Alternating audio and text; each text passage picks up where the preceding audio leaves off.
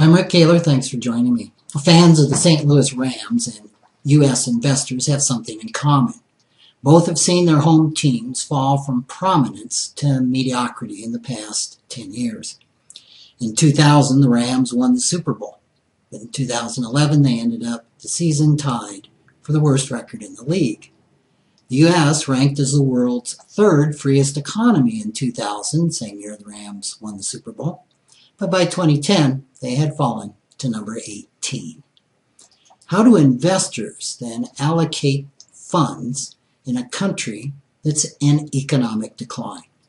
Much like an ardent fan of the Rams who is also an astute gambler. You cheer for your team to win, but you place your bets on the stronger opponents.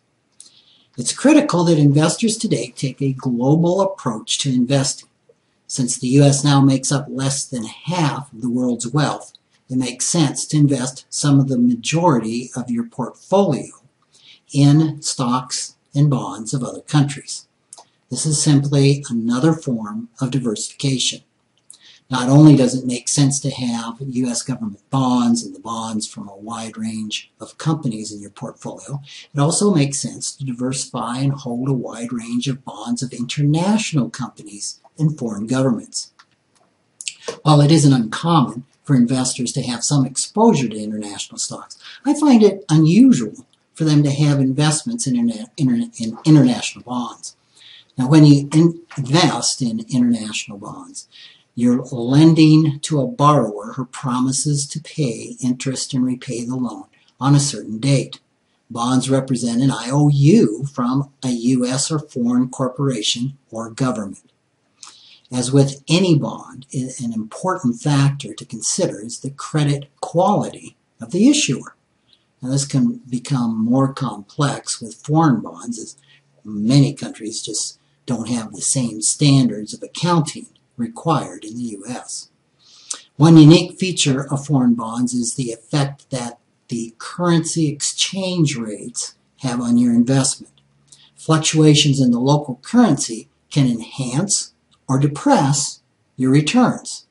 Let me give you an example. If you want to purchase bonds denominated in the Australian dollar, you're going to first need to exchange your U.S. dollars for Australian dollars and then purchase the bonds. If the U.S. dollar drops in value against the Australian dollar, then the value of your Australian bonds goes up because your Australian dollars now buy more U.S. dollars. The reverse happens. If the U.S. dollar appreciates against the Australian dollar, then your investment is going to go down. There are two ways to purchase international bonds. You can buy bonds directly from a securities broker or purchase shares of a mutual fund that invests in foreign bonds. Any fund with international in its name invests only in bonds of countries outside the U.S. But if the fund has global in its name, it includes both foreign and U.S. bonds in the mix. The two categories of international bonds include those issued by developed nations like the United Kingdom, Japan, or Germany, and those issued by emerging market nations like India, Brazil, or Morocco. Now, emerging market bonds and bond funds that invest in emerging market bonds invest in those bonds from developing nations. And, of course, they risk greater losses for the chance of having higher returns.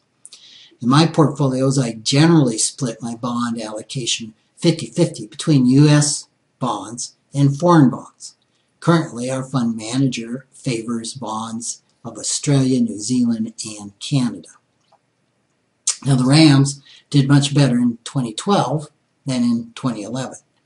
So, fans can hope that they regain their top status in 2013. We can also hope that the U.S. can stop its economic slide and regain its global prominence in the next decade. But until there's evidence of a turnaround, international bonds are one way to avoid betting too heavily on the home team. Thanks for listening.